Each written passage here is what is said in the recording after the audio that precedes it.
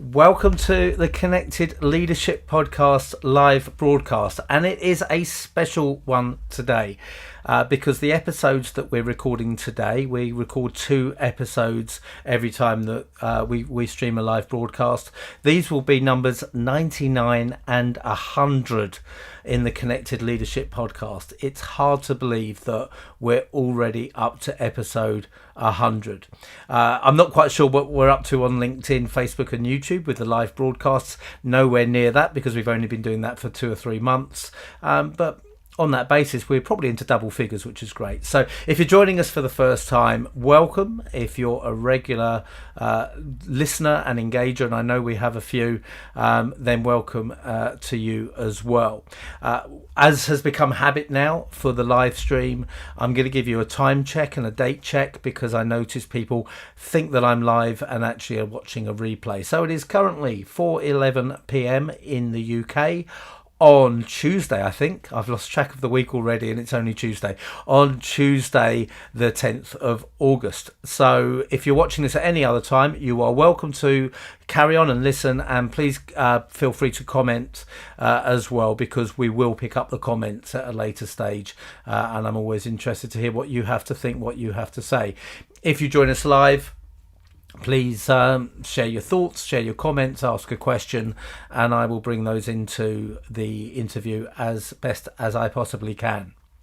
So we're recording 2 podcasts. These will be going out in a couple of weeks' time on the Connected Leadership Podcast. If you are a podcast listener, as well as a LinkedIn, Facebook or YouTube live stream viewer, well, there's 98 other episodes for you to catch up on if you haven't experienced the Connected Leadership Podcast yet. And I've had guests ranging from NASA astronauts to symphonic conductors to Olympians to the inspiration for the film Cool Runnings, to researchers, academics, business stars, and more. I'm very proud of the guest list so far, and today is no exception. So just go to podfollow.com/connected leadership. You can see it underneath my name at the bottom of the screen, and you have the full back catalogue there. Or go to my website, andylapata.com, and just click on resources or insights, I think it is, and then the Connected Leadership Podcast. And equally, you'll see all of the podcasts there. So plenty for you to get your teeth into, but not just yet. Because as we have the 99th and 100th episode coming up, I had to make sure that I had a special guest to join me. And when I planned the podcast, when I started it way back 11 months ago, so there's another anniversary coming up very soon, I had a list of guests that I knew I wanted on straight away, and my guest today was on that original list. It's just taken a little while to get her to join me, but definitely well worth the wait. She was named as one of the top 50 business thinkers in the world by Thinkers 50, and was recognized as the #1 communication coach in the world by the Marshall Goldsmith Leading Global Coaches Award. So comes with a real pedigree behind her. She teaches executive education for Duke University and for Columbia Business School, and is the author of 4 books, I believe. And the 4th one is just coming out, and I'll touch on that in a moment. And it forms the basis of the bulk of our discussion today. She's a former presidential campaign spokeswoman, and I think campaign director. As a big political follower, that's a particular interest to me. And she's a frequent contributor to the Harvard Business Review. Now you know why I don't normally read out bios, because they're not normally as long as this, and this is edited down. But my guest today has got a CV as long as your arm, and one to die for. She has a new book out, as I said. It's coming out in September. It's called The Long Game: How to Be a Long-Term Thinker in a Short-Term World, and it's a perfect fit with a lot of what I talk to, what I teach, what I share with my clients, which we'll come on to in a moment. But first of all, we'll just say hello. So welcome, Dorie Clark. Thanks for joining me on the Connected Leadership Podcast. Andy, thank you so much. I'm really glad to be here. I can see we have got some people who are joining us live and listening in. So again, if you are listening in live, feel free to introduce yourself, say hello. I will come to you, not every time you comment or immediately as you comment, because obviously I have to bear in mind the flow of the interview for people just listening on the podcast. But we will try and engage with your comments and your feedback and your questions as best as we can. Dorie, that's quite the intro for you, because there's a lot to introduce, obviously. And I mentioned that you were one of the first names on my list when I planned the podcast. I think the timing is just right, because there are so many areas that we could have discussed, given the breadth of what you talk about on your own shows, on your own live stream and podcast, and also the expertise you have. But this new book, The Long Game, How to Be a Long-Term Thinker in a Short-Term World, really resonates for me. It's spot on. I work with a lot of people in sales who are under really huge pressure to meet targets. And in the last year and a half, that's been particularly challenging, because we've been looking at scenarios where they have clients and prospects who don't want to be sold to. They're working in crisis scenarios in some cases, and the last thing they want is a salesperson saying, yes, but I need to hit my targets. But at the same time, they need to hit their targets. And I've been talking to them about, there's a point where you have to make a call. And you know that if you ask for something now, you're going to damage the relationship, but it might be important for you. But if you can hold on, asking at a later stage actually strengthens the relationship, because people enjoy helping you and they've got to find that balance. And prepping for this, it made me think back actually to when I quit corporate life, which is just over 20 years ago. And it was the same reason.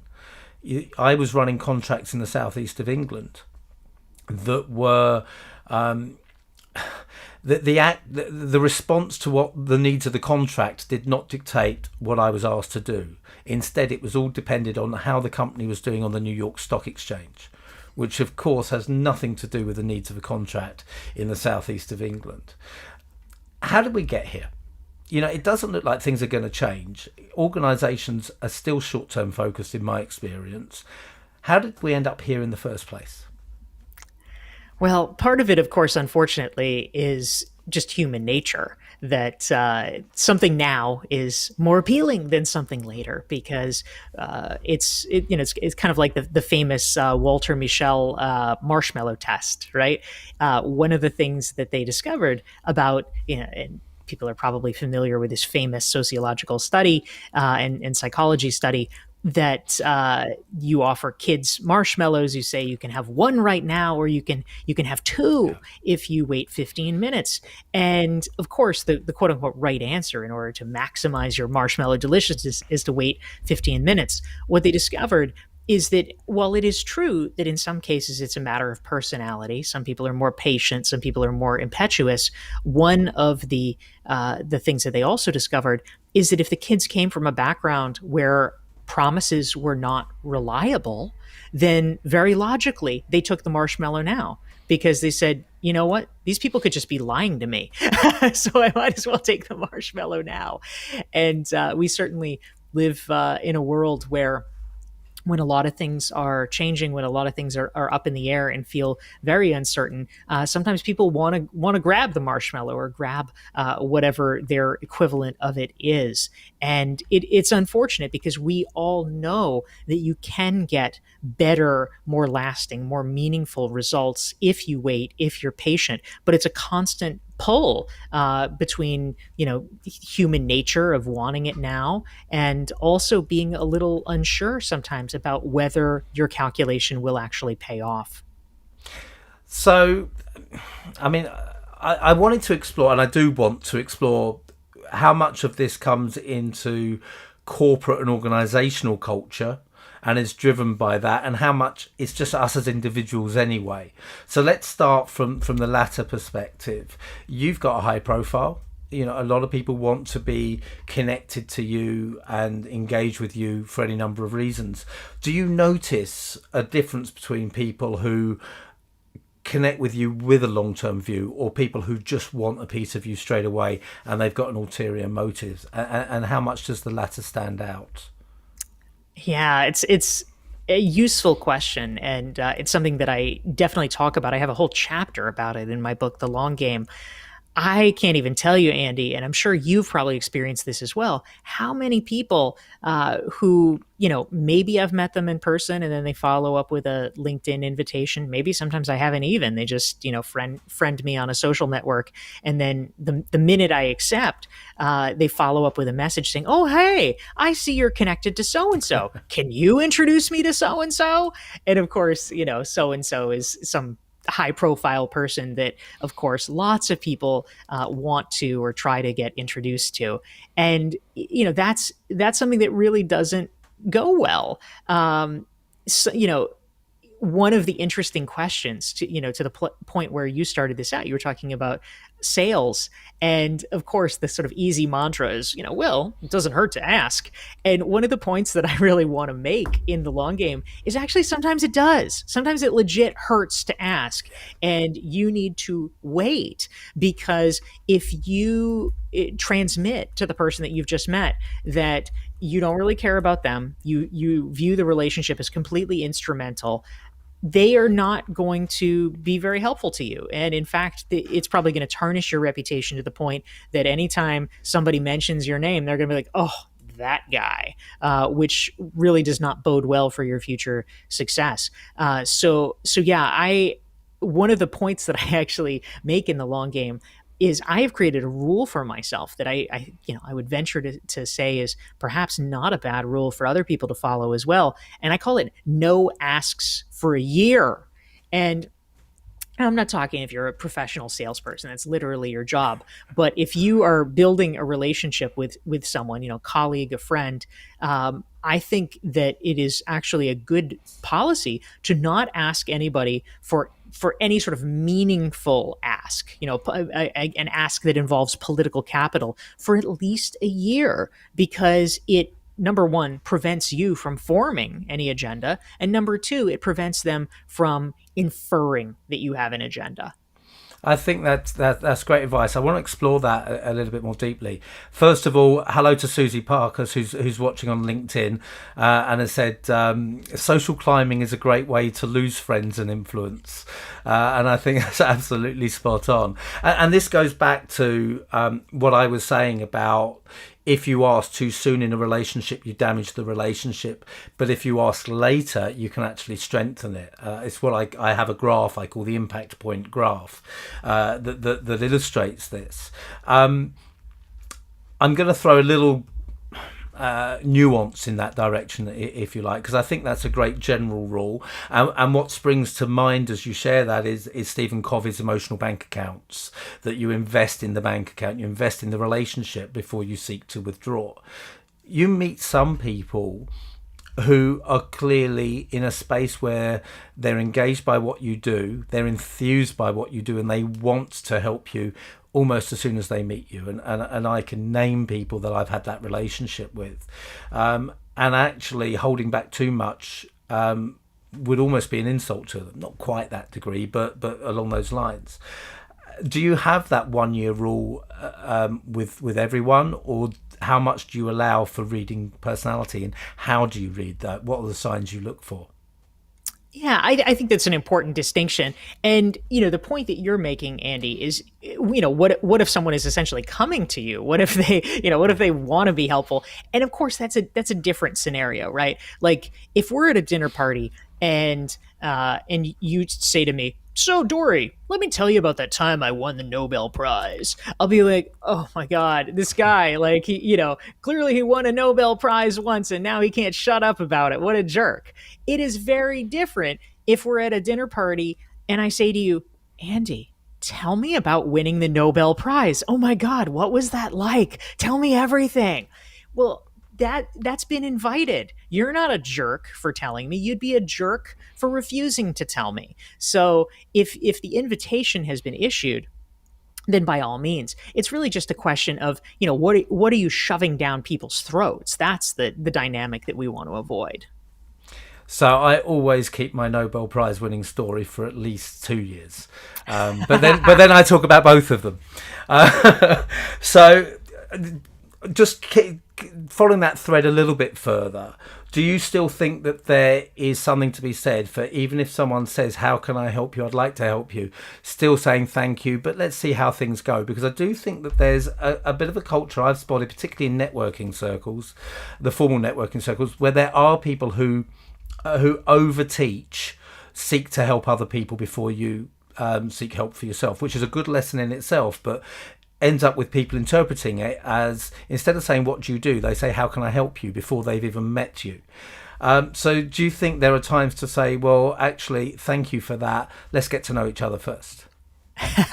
Yes, and you're calling out a good example. I mean, I think sometimes in professional circles, there's sort of vogues that take hold, and one of the vogues where people just kind of take a good idea and almost run too far with it is the idea of being of help, being of value, adding value. Like, of course you want to do that. Like, why would you not? That's a wonderful thing. But they interpret that to mean that, like, all you do is ask, oh, how can I help? And one of the points that I have made in, various articles over the year, and so thank you for giving me the opportunity to beat my drum a little bit, is if you say, how can I help, in a sort of general, not very targeted or thoughtful way, that's actually really annoying. Because first of all, if it's said too soon, it really does feel like a platitude. It's like, well, do you even actually mean that? And then number two, it often can feel like homework to the other person, because they have no context about you. They have no idea. And so it's essentially making them do the detective work of, oh my gosh, okay, well, who is Andy and how can he help me? I don't know. Let me spend like an hour figuring that out. Like, that's annoying too. And it's much easier to just decline it at that point rather than, go chase down the rabbit hole of doing it. So a point that I've made in some Harvard Business Review articles is that you should arrive with a hypothesis of how you can help. Like, if you actually want to be helpful rather than just being performatively helpful, it is useful to just investigate enough. Now, the person, of course, can say no, but if you arrive with a hypothesis, you might, for instance, say, well, Dorie has a new book. I bet she probably wants to promote it somehow. So I could say, Dorie, hey, I'd really like to help with your new book. Would it be useful to you if I wrote a review on Amazon? And then I could say, oh, that sounds like a great idea, Andy. Thank you. As compared to, the sort of general, I don't know how, what would it look like? So specificity and having a hypothesis, which then people can either assent to or redirect, I think is probably a more legitimate way to actually be helpful. Do you agree with that, or how do you think about it? I do agree, and what I love about it is that I talk about being specific, and actually a phrase that I picked up years ago, being bizarrely specific in terms of referral requests. One of the phrases that I use a lot is anyone will get you no one. And the classic referral request is if you know anyone who needs my services. And the visual metaphor I use is of a painting. You need to paint an image of a portrait of an individual someone knows in their mind's eye. Then they'll refer you to them. If you paint a crowd scene with lots of blurred faces, then they've nowhere to go. I've never thought about it the other way around in terms of offering help and actually saying, I've done it today. I've said to someone, if you'd like help with your book, let me know. Now, actually, I could have said, and with this person, I would only do it if it was a fit. Would you like to come on my podcast to talk about the book when it comes out? And that's very defined help. And that's an easy yes or no. And I always talk about making the other person do all of the work. You should be doing the work for them. So I think it's a really good distinction and absolutely spot on. And it takes exactly what I teach one way, but uses it the other. And both are just as valuable. If we look at Stephen Covey's emotional bank accounts, there are two sides to that. Covey talks about the deposit, but there's also the withdrawal element. You need to be able to ask for something from your network as well. And I think everything has that yin and yang, the two sides of the coin. And we can easily take advice that we give or take in one sense, and use it in the opposite context. So that's great. So that's taking the individual element of the playing the short game and the long game, and very much what you're saying is exactly what I've just outlined. Is it whether you are looking to get from a relationship or whether you're looking to give to a relationship, it's the same thing. If you rush in too quickly, then and also without much thought, I think would come into this, then it's going to have a negative impact on the relationship. I guess it's a lot like dating in some senses there. What about organizations? Because my take from working with a lot of my clients is that individuals do seem to understand what I'm talking about, but they feel hamstrung by the demands of the organization. Can we change organizational attitudes easily, or is it more ingrained? Well, it's certainly a challenge because it changing your own mind is it can be very challenging, but also it doesn't have to be. It can be literally flipping the switch sometimes, but we have control over how hard of a process it is. Changing an organization, I mean, if you are the leader of the organization, it actually can Yeah. be flipping the switch. But in most cases, we have to persuade a lot of people. And so that is a process where we have to do some strategizing. And if you are the low man on the totem pole, uh, switching to long term thinking may come across as, oh, well, she just doesn't really want to do the work. Well, she just can't really meet her quota, so that's why she wants to do that, which of course is reputationally not where you want to go. And so it's a balancing act to be able to make your case that no, this is not about getting out of work. No, this is not about you can't hack it the correct way. It is instead about putting forward a better way, a better orientation for everyone. And so that involves a bit of political savvy in order to be able to do that. So it's not an easy process, but I think certainly it is a valuable process because ultimately, we all know as customers, we all know on the receiving end that nobody likes to be bullied, nobody likes to be pressured, nobody likes to feel like they're somehow being put under the gun, and yet so often that is what we subject others to if we are in a corporation where that is the mentality of how deals are done. So, would you change target-driven environments, and or would you include a mix of short-term and long-term targets? Well, I think that the main issue, if you have a highly motivated and highly self-motivated group of people, then long-term targets are fine. They're perfectly sufficient because you're going to get the results regardless. Not everybody's like that, however. And so I don't want to craft a universal prescription for organizations. I think they know better what their staff is like, what their capabilities are like, and what previous incentives have sort of led to in terms of who has gotten hired. If you have a bunch of people that are really legitimately driven by short-term incentives, and all of a sudden you say, "Oh, we're completely changing the game here. It's going to be different." Well, that's probably not going to go well because it's a different type of person and it's a different type of mentality. They're probably, frankly, going to feel offended, or they're going to feel like the game has been changed to their disadvantage midstream. So we have to be thoughtful about that. But I will tell you personally, I as a solopreneur, I run my business. I have some part time help, but it's really me, and therefore I have the ability to set the targets and figure all that out. I exclusively focus on long term because I can, and I find that to be very successful. I am someone who tries to actively turn away clients if I even get the faintest whiff that they are not the right person for me.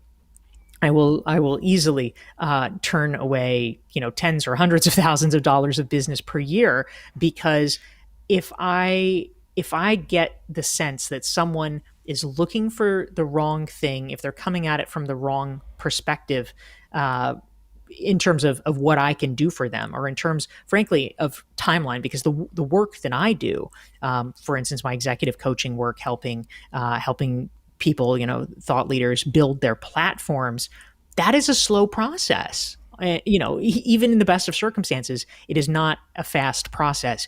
And if someone is looking for fast results, I know they're going to be disappointed. I know they're going to end up angry at me. I don't want that. I don't need that. I literally don't need their money. And so I will push that as far away as possible, because what I want is a slower burn. I want people that see the world the way that I do and are happy to do the work, and perhaps to have slower, to understand that results can be slow. But if we're working the process, we are doing it the right way, rather than trying to jackhammer something in and then getting an unfortunate blowback.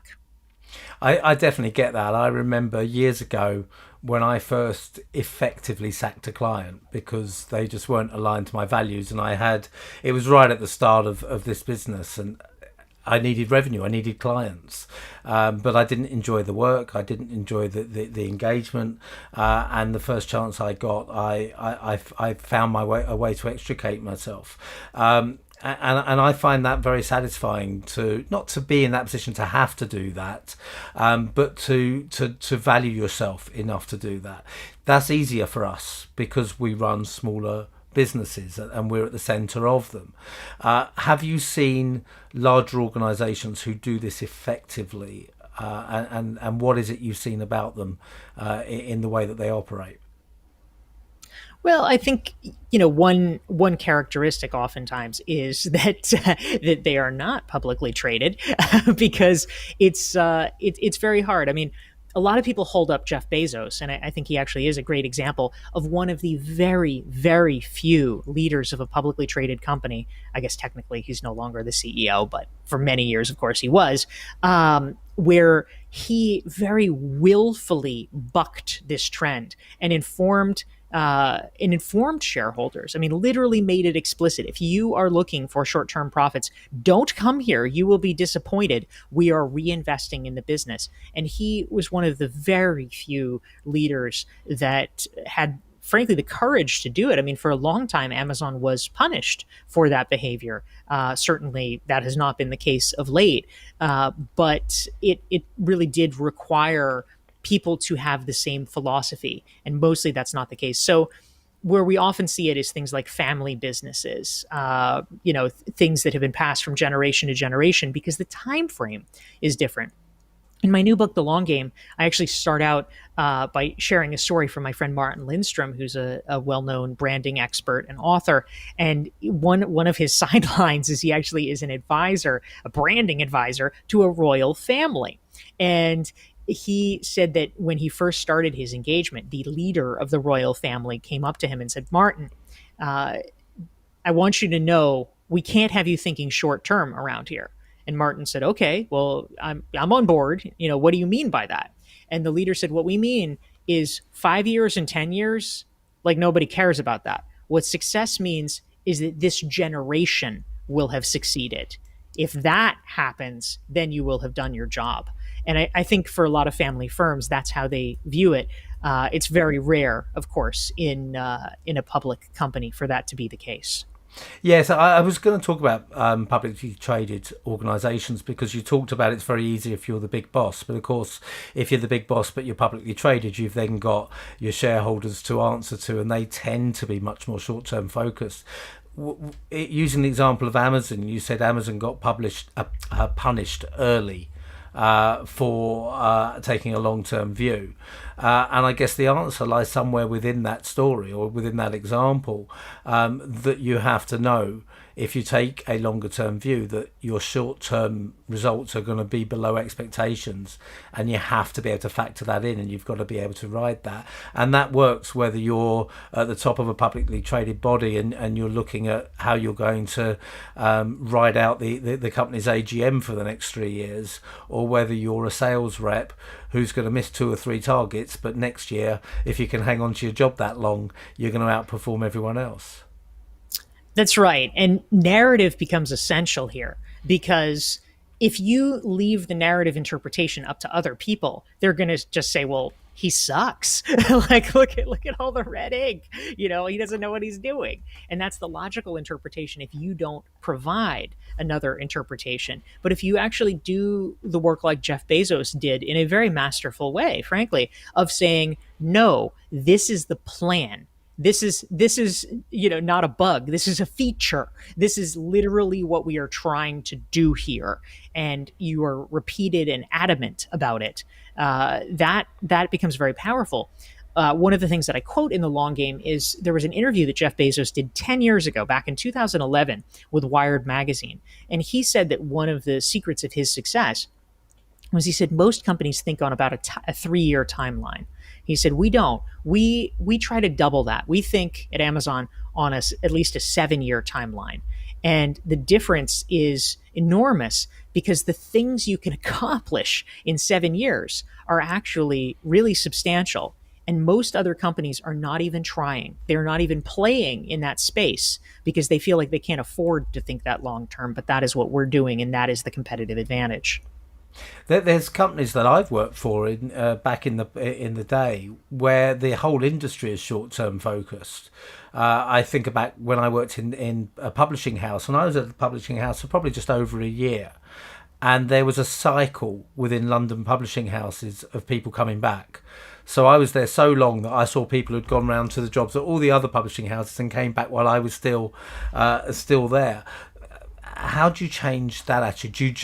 You have to decide as a small company in that industry, you're going to buck the trend and you're going to prove the model wrong. Well, a lot of it comes down in the end to cash flow, right? If you can stay alive long enough for your bet to pan out, then you're going to be in clover. Once Amazon Web Services started kicking in, people's jaws dropped. They said, oh my God, they are minting money. All of a sudden, it made sense what the play was. Oh, now we get it. But it did not happen overnight. Amazon Web Services starts as this kind of random little initiative, and slowly it begins to grow, and then it becomes industry dominant, and they finally report the numbers, and people are stunned. So if you are, a couple of things have to happen, right? Number one, you have to be betting on the right things. So, clearly you can't be just doing whatever. You have to be making smart bets. But if you are, you just need to survive long enough for them to pay off. This is not always easy. You may run out of cash. You may not have a good flow. But if you do, whether you're privately financed or you have, as is the case with Amazon, Jeff Bezos literally tried to scare off anyone who is not a patient investor. It was like, this is the wrong place for you. But if you can attract people who are patient investors and they're willing to bide their time with you, then at a certain point, you are able to dramatically outpace the competition, because you have made the strategic investments that they have not. And I'm taking from that this same principle can apply to running a business. Can you stay the course until everything falls into place? To being in a sales role, can you keep your job and keep paid until you can start bringing the results in? So we focus very much on sales and leading a business through into this change. Where else have you seen this play out? I mean, one place that jumps to mind is, how does this short game versus long game play out in terms of recruitment policies? Sure. Well, ultimately, when it comes to recruitment, I'll give you a metaphor first, and then we'll home in. if you want to, for instance, grow your email list, what's the fastest way to grow your email list? Well, the fastest way is to give people stuff.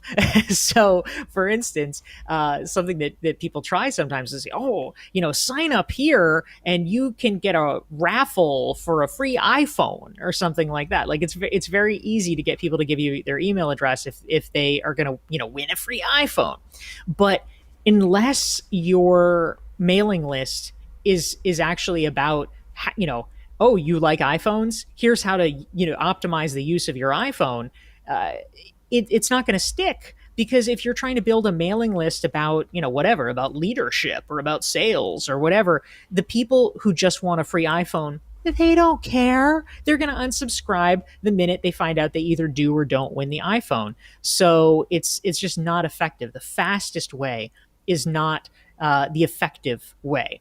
And so similarly for recruiting, I mean, what makes a company able to recruit successfully? Well, in the short term is, give them a bonus or, give them stuff. That'll get some people in the door. But ultimately, what makes them stick, what makes them a good hire, is finding a way to match people whose values, whose work ethic, whose philosophy is a fit for your company and will thrive at your company and will serve your customers well. How do you do that? Well, that's a slower process because it means building up the brand and reputation of your company such that your ideal target market is familiar with it and seeks it out and wants to work there. And I mean, you think about things like Patagonia or REI or something. If you are somebody that's interested in the environment, that would be a very logical place for you to aspire to work for. You're going to send in your resume if you want a job that reflects your values.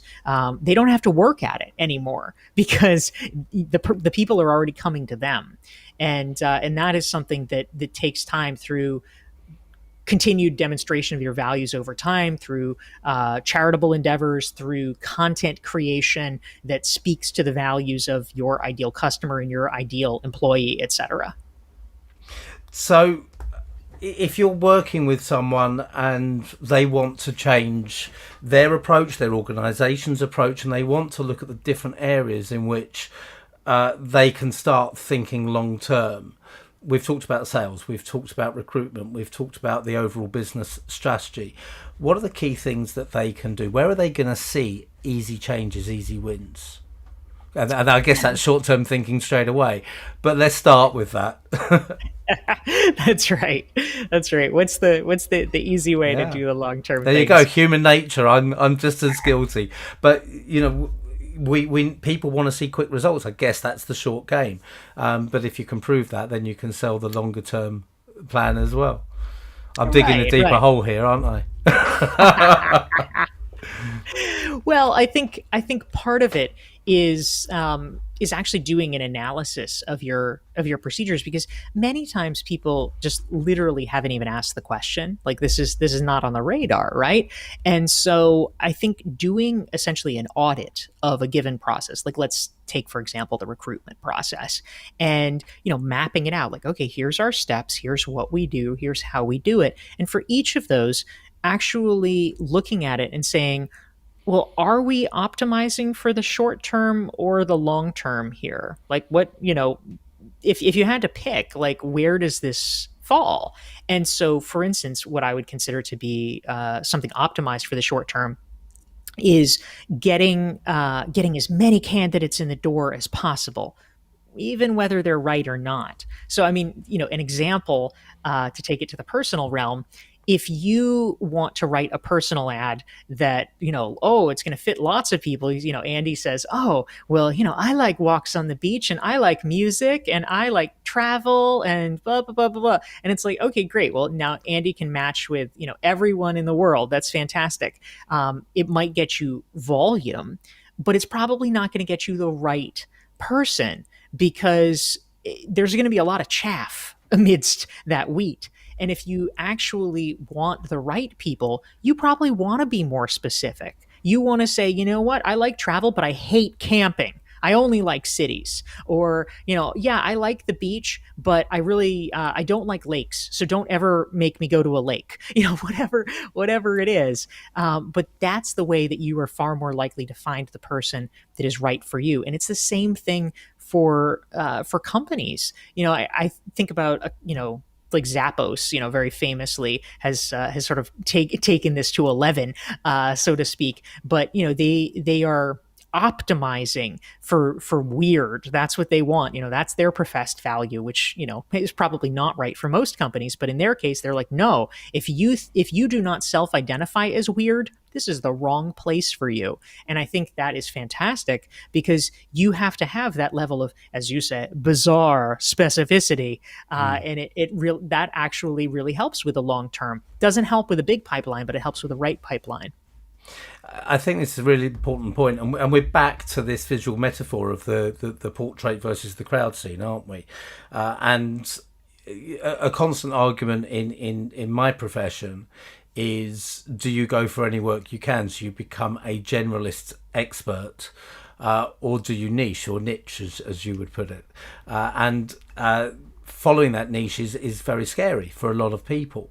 But I know speakers and authors who have built very successful businesses on the back of specializing. I'm going to avoid the word niche now, but on the back of specializing in a very, very specific area. And I guess as a business, you can do that in a range of different ways.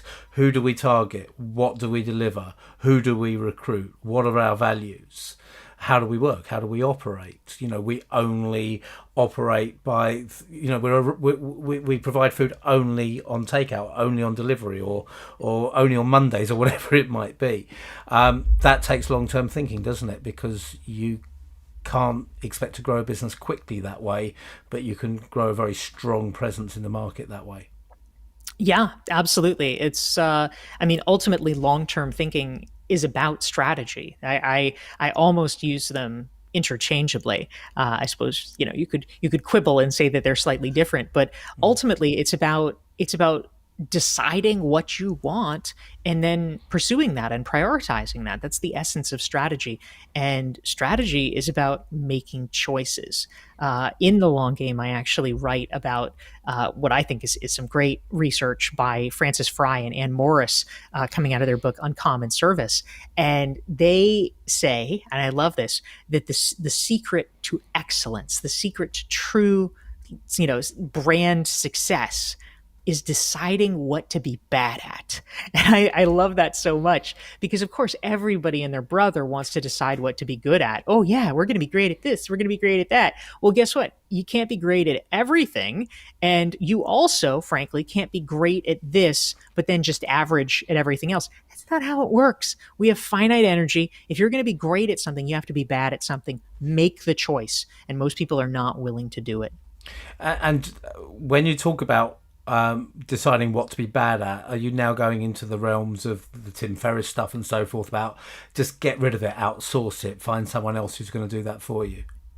It could be that, at a corporate level, for instance. So Anne and Francis's book talks about corporate decision making. And, one great example is there was a bank that they profiled, and this bank decided, right, that they wanted to have longer hours. They wanted to stay open late on weeknights. They wanted to be open on the weekends. Well, fantastic. Of course, their customers loved it. Why doesn't every bank do it? Well, obviously it costs money, right? And banks don't want to do it. So the question then becomes, where does the money come from? So this bank decided that the way they would pay for it is that they would give you truly crappy interest rates on your deposits. Now, if you ask the customer, well, would you like to have really terrible, interest rates? They're going to say no. But when push came to shove, they didn't really care that much about the deposit rates. Whatever. They hardly noticed. What they noticed is that at 7 o'clock on a Thursday night, they could do banking when they needed to do banking. And so the bank made that strategic choice. And to their, for some customers, it's a big deal. To their customers, it was not a big deal. And so for all of us, we just have to kind of give up the ghost about certain things. We have to be willing to make the call. I mean, I'll give you one example in my personal life. For years, for probably a decade, I was extremely involved civically. I mean, I would spend 10 plus hours a week doing committees and volunteer things and things like that. It's a great thing to do. Nobody's going to say, oh, what a terrible thing to be civically involved. But at a certain point, I realized this is holding back my business. I need to reallocate this time into my business if I'm really serious about having it grow. And so now I am involved in very, very few civic activities other than raising cats. And I will come back to it, right? This is why people do charitable things when they're retired. But during the time when you're supposed to be growing your business, you need to grow your business. So I made that allocation about what to be bad at. And I've been through the same thing. I've stepped down from voluntary board roles and so forth for exactly the same reason. For people listening on the podcast, I have to just explain that your cat walked straight across the screen there, and we just had white fur everywhere for a moment. It was a way out. Yes. Yeah. Richard Balsam on LinkedIn has said that he's guilty as charged on short-term gain. Richard, I'm going to challenge you. You may not want to accept this, but give us an example. How have you followed a decision for short-term gain when you really should have played the long game? And please share that. If we've got a chance, we'll share it on the podcast as well. Or you may not want me to. I will take that decision, but it's on LinkedIn. And Susie's come in and said she loves that we're talking about niche versus generalist and the generalist specialists and so forth. When you were talking about being bad at something, I think the textbook example certainly in the UK and Europe, and I from watching the John Oliver and the Daily Show and Bill Maher, I'm pretty sure you've got your examples in the States as well of this. Is the low cost airlines and how they've transformed the airline industry? Is it Southwestern that sort of fits in that package, if I remember rightly?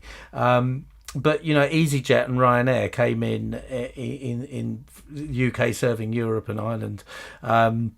And since then, Wizz Air and others, you pay for your food and drink, and now everyone's doing it in economy. The business is what we used to enjoy as economy in these flights, but they've said, you're not going to get wonderful customer service. You're going to pay for your food and drink. You're going to be shuttled on at the last minute and shuttled off quickly. You won't have anywhere in front of your seat to put things because we want to clean that airplane quickly so we can get a quick turnaround so we can run more flights a day so your flights can be cheaper.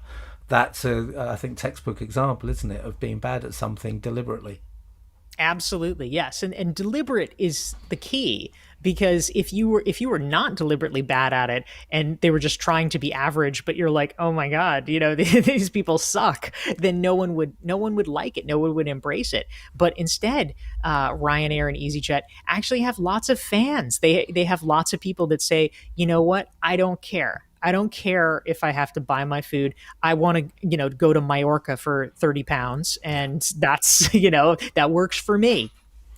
Absolutely. Right. So I have one more question for you. And I think it's becoming a common theme now for obvious reasons in these podcasts. But you're talking about something that has been around, not ironically, for a long time. This focus on short-term gain over long-term growth has been, I think, a challenge. Well, I talked about leaving corporate life 20 plus years ago because of it.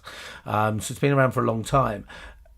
We've seen a lot of changes in the last 18 months because of COVID and the impact on business and the way we live and the way we work. How do you think this has or will impacted on the way we think about short versus the long term and people's willingness to listen to the message of the book? Yeah, certainly COVID threw a wrench in things. In fact, one of the things that I recount early in the book is that I sold the book really just as COVID was hitting. I got the acceptance on February 28th of 2020, and literally the next day, March 1st, was the day that the first COVID case was reported in New York. So it was just coming down. So a couple of weeks into having this book contract, I ran into a guy and I was saying, oh, I have this new book that I'm working on. And he says, what's it about? And I said, long-term thinking. And he just like laughed. He's like, well, nobody needs that anymore. I'm like, oh no. But in all honesty, COVID, of course, was a time when, of necessity, we had to be reactive. That was the nature of it, right? You have to adapt. You have to, everything gets blown up. Okay. You can't really plan. Nobody knows. now that we are, God willing, coming out of it, at a minimum, I think we're mentally coming out of it, because 18 months of this nonsense, we're done.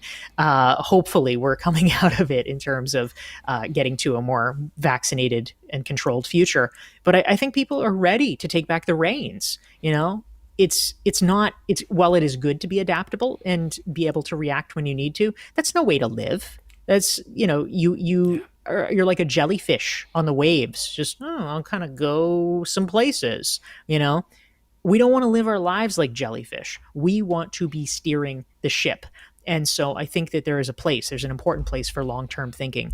And of course you have to be nimble. Of course you have to adapt to circumstances, but it doesn't mean you can't plan and set an intention for where you want to go. And I think this goes back to a number of the things that you were saying earlier about working around values, and really understanding what you want to achieve. Because I know people who have totally reevaluated what they want to do. I know people that have moved out of London and its immediate surrounds because they want a better quality of life, and they want to work from home. And here comes your cat again. But if they want to, if their current job accommodates that, great. If it doesn't, they'll find something else because they've discovered something more important. We here, I think I've heard it both sides at the Atlantic, the bar staff are not going back, and restaurant staff, because they've found other things that serve them better longer term. So hopefully that's had an impact as well. Richard has come back, and actually it follows the same theme, because he said he took a short-term temp role when he was looking for work, which cut into looking for a permanent role for his ideal sector, and it meant he missed networking opportunities to make connections. So I think that's a really great example of being driven by short-term thinking, scarcity driven, I guess, as well, if you're looking for a job, and it actually affects your potential in the longer term. Dorie, thank you so much. As I said at the very beginning, this is an important topic. It's something that cuts very deeply into the work that I do, and I see it time and again, and it frustrates me because I'm teaching people to think long term in their relationship building, and they're saying yes but. And it's not coming from them; it's coming from elsewhere, and we do need to change our thinking on this. So I'm looking forward to the book. Thank you for sharing your thoughts and wisdom on this. I look forward to seeing the book, and you're joining us for our Thursday podcast, which will be a very special one. So you're going to stay on the line. So if you're watching live, do stay with us. But in the meantime, Dorie, thank you very much for joining me. Andy, thank you so much. It's always a pleasure talking with you. I'll just mention quickly that if folks are interested in this topic of long-term thinking, I have a free resource. It's a strategic thinking self-assessment, and folks can get it for free at DorieClark.com/thelonggame. Fantastic. We'll put that in the show notes as well, so people could just click on the link. And Dorie, you're tagged into the LinkedIn post, and I know you've seen the Facebook one as well. So if you want to add that in the comments, feel free as well, because you'll probably be working a lot longer than me for the rest of today, as you started later than me. Very true. Thanks, Andy. Right. So do you need a quick stretch and break, or should we go straight into the next episode? I think we can do it. We're ready to rock and roll. Man. Yeah, absolutely. Fantastic. Susie and Richard, thank you for your comments so far. If anyone else is watching, please feel free to join in. If you haven't joined a live broadcast before, I know both Susie and Richard have, you'll know we go straight into our Thursday interview, which is a shorter one focused on 3 key questions. Before we start that, I mentioned at the very beginning, but you may have missed it, that this is going to be episode number 100 of the Connected Leadership podcast, which means that I thought I would try a particular effect for the first time, and it's not working. Can you believe it? I have a party noise that's meant to be woo and cheering, and it's not working. Oh well, so much for that. I thought that would be a bit of fun. It wasn't going out on the podcast anyway. But for those live, you've missed a treat. That's all I can tell you. So this will be episode number 100, and I'm delighted to have reached that total so quickly, and with so many great guests, and it's set a standard going forward. So Dorie, I wanted someone special to be guest number for episode number 100, and you fit that bill. So thank you for doing this. Thank you, Andy. So we have three questions. You've had prior sight of them, so you know where we're going with this. So question number one is really understanding the impacts that professional relationships have had on your career to date. Yes. So for professional relationships and how they've impacted my career, I mean, obviously there's so many examples that you can choose from, but one that certainly stands out, people sometimes want to think about what is the ROI of networking. And, oftentimes it's hard to pin down because, the ROI is you make a great friend, or the ROI is, maybe you become casual friends with someone, but they introduce you to someone who becomes your best friend.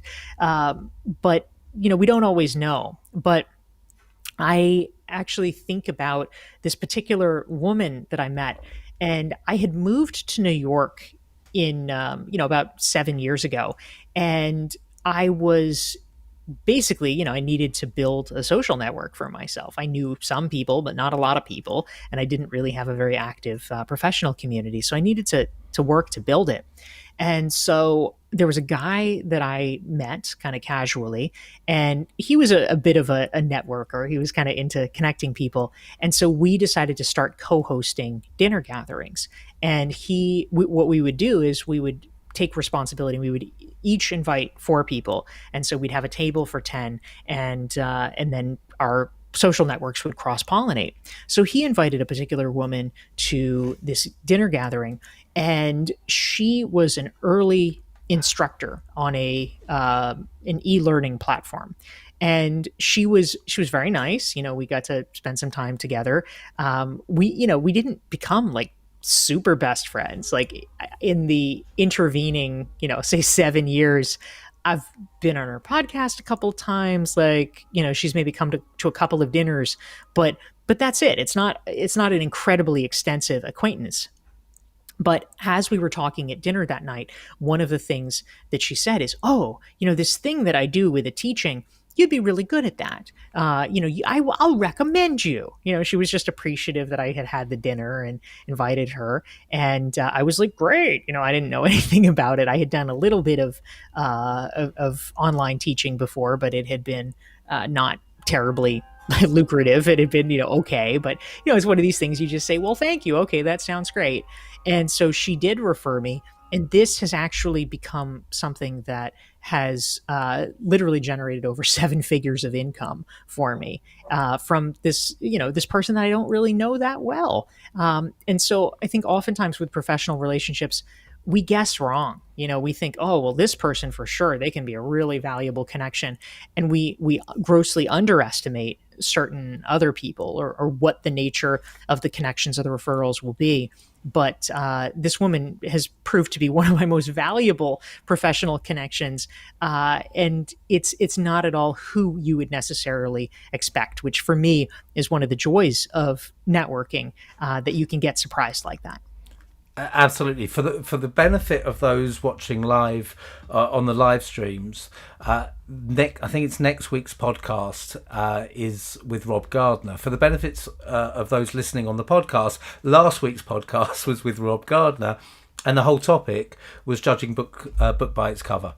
And how we can jump to assumptions about people. And I can point to where a lot of my work has come from over the years. And I would say the majority of it has come from friends, people I've met through business who have become friends, or who are just friends in the first place. I've had some phenomenal referrals from people who I've just struck up a friendship with because we got something in common, because we have a rapport, because we get on well. And yet, whenever I talk to professionals about where they get their business from, there's this tunnel vision of clients and introducers, intermediaries, and they're not willing to think beyond that. And I think they're missing a huge trick. Going out, having dinners like that, just getting to know people, building a rapport, building a relationship, and letting magic happen. Yeah, so true. And isn't it great to be able to track back and go back to that person and say, you remember that introduction you made for me? I've got one where it's just turned into business after business after business, and I keep going back probably 7 years later and saying I've just won some more business as a result of that. She does every now and then say, you owe me dinner, which I'm always happy to oblige on that. Okay, so that's where it's gone. It's gone well, and I think that's a really important point. Let's drop the preconceptions, and just build relationships. Where has it gone wrong for you, and what have you learned from that? Well, one story that I tell in my book, The Long Game, is about how I developed my no asks for a year rule when it comes to professional networking. And it's because of essentially a mistake that I made. I didn't think I was making a huge mistake, but I realized in retrospect that it didn't come off quite the way that I wanted. So there was a woman that I had met at a conference, and she was someone who at the time was a bit of a sort of rising star, and she'd written a book that like people were talking about, and she'd spoken at fancy conferences and things like that. And so we had dinner at this conference, and traded a few emails back and forth, so we're kind of getting to know each other. And at a certain point, a few months later, I sent her a note and I said, "Oh, hey, I saw that you spoke at such and such conference. One of my goals is to speak there one day. Do you have any advice to share?" So, in the scheme of things, this is not terrible, right? Like, there's things that could have gone wrong. Like, some people, number one, wouldn't have even waited a few months. Some people, number two, would have said immediately, "Oh, well, will you introduce me to this Yeah. conference?" I was asking for advice rather than an introduction per se. But she never wrote back. And up till then, she had always written back. And I realized, okay, something has gone wrong here. Something has gone wrong. And I thought about it and I realized, I bet I can see what happened, which is, for certain people that are a little less scrupulous and say, "Oh, can I have some advice about that?" And she'd write back and give some general advice, blah, blah, blah, blah, blah, blah, blah. And then they immediately write back and say, "Oh, well, based on what you said, I think I'd be a perfect fit. Could you Yeah. introduce me?" And so, because I assume of her desire to just avoid that, to avoid the awkwardness of that, she just cut it off right there. And this was not this was not appropriate. I mean, that's not actually what I was going to do. But what I realized was she didn't know me that well. And so she just assumed, oh, well, she's just like everybody else. I'm just, she had been assailed so many times that she decided, okay, I'm just not even going there. And so I realized that it's really important in a sort of sensitive situation where, probably a lot of people might be asking for connections or hookups or whatever. You've got to tread really carefully. And so that's why I developed the no asks for a rule, the no asks for a year rule, where you don't ask for anything that involves meaningful political capital or even really touches on that during that first year, because you don't want the other person to think that you only want to use them. And that's something that has stayed with me, and I think is important when it comes to cultivating real relationships, rather than just anybody having even the ability to impute the wrong motives to you. And if you're listening to the Thursday podcast and didn't hear Mondays, we talked about this no ask for a year rule. But I've just realised one thing we didn't talk about is it doesn't mean you exchange business cards on day one, and on day 366 you then reach out and ask. You have to build the relationship in that year first. We touched on Stephen Covey's emotional bank accounts. You invest in the relationship. You give.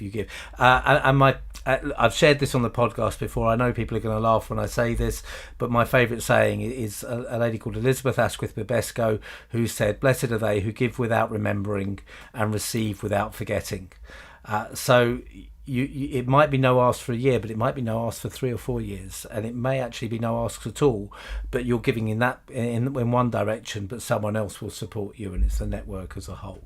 So I think it's really important, because someone otherwise is going to be counting down the days and say, right, I'm due to ask now, having not said anything to that person for a year from meeting them. I'm sure listeners of the Connected Leadership podcast wouldn't do that, but I just to check.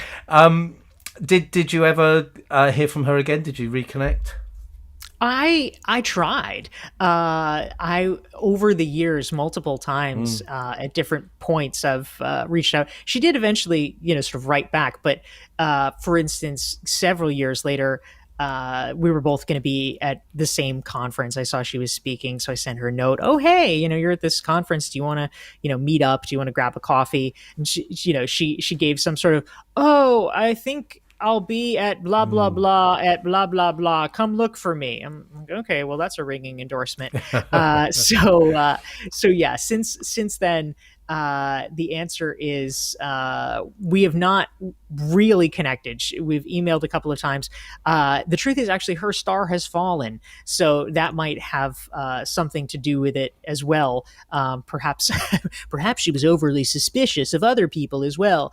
But she's had her own problems, and so perhaps she's just not in the space for really connecting with people. So there's a lot of things that could be going on, but the answer to your question is no, we have not actually been able to become friends. Maybe she'll be reaching out for your support to see That's your right. and I have to. I'm interested. Obviously, it didn't happen in this case, but have you been in a situation like that where you've addressed the elephant in the room, and having felt that you maybe offended someone in your action, you actually asked them if you did, and how did that work out for you? Yeah, that's a great question. Since then, I have, and that was relatively early in my career. Since then, I have tried to be cautious enough in my dealings that I have felt reasonably okay that there have not been sort of misunderstandings in that way.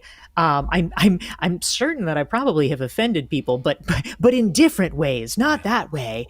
So I am unaware of ways in which I may have offended people, but I definitely have not done it where I seemed to grabby about connections, I guess you could say. I really try to err on the opposite side of that ledger. In the referrals work that I do, I ask people to look at three different areas to ask if someone would be a champion for them. In other words, an advocate, someone who would make introductions. And the three areas they have to score are willingness to refer, understanding of how to recognise an opportunity and refer, and opportunity itself to do so. And it's really interesting because you just go to your gut and you put yourself in their shoes when you ask, and how do they feel when you say, would you introduce me to so and so? And if you're scoring it 6 out of 10, it tells you straight away, hold off. Build the 6 to a 7, the 7 to an 8, an 8 to a 9, and then that becomes subjective, but you'll know the right point to ask. That's a good way of doing it as well. Susie says she loves the Elizabeth Asquith Babesco quote and has asked me to send it. I'll do that, Susie. I've got a slide that I use that I've got that on, so I'll pop that over to you. For Dorie, I have one more question. And Dorie is the author with her fourth book coming out, I believe, with a very popular LinkedIn live stream for Newsweek that goes out on a regular basis. So many resources that you provide yourself, all of your articles for Harvard Business Review and elsewhere. What are the resources that you recommend, the books, the podcasts, that have really either made an impact on you, or maybe something that you've engaged with recently that's really stood out? Yeah, well, certainly when it comes to relationship building and how to think about crafting positive influence, I have been a longtime fan of Robert Cialdini's book Influence: The Psychology of Persuasion, and he recently came out with a rather massively updated new version of it. Like they've literally added hundreds of pages to it, and so that has been really, really cool for me. It was also, speaking of things that were meaningful, because I remember reading this book, when I was starting my business and sort of coming up. It was really cool for me that Bob actually asked me to be an endorser for the new edition. So that was kind of a neat coming full circle. So that is one book that I definitely recommend and like a lot. And in terms of connecting, one friend who I really admire a lot, who is really very good at this, is a guy named Michael Roderick. And Michael, he has not written a book, but he has a daily newsletter, which is like, wow, that's a lot of content. But if folks Google him, Michael Roderick, and I believe his business is called Small Pond Enterprises, he has a newsletter where he shares a lot of his strategies as well. Well, I think, because when you talked about the dinner parties when you first went to New York, I wondered if that was Mike.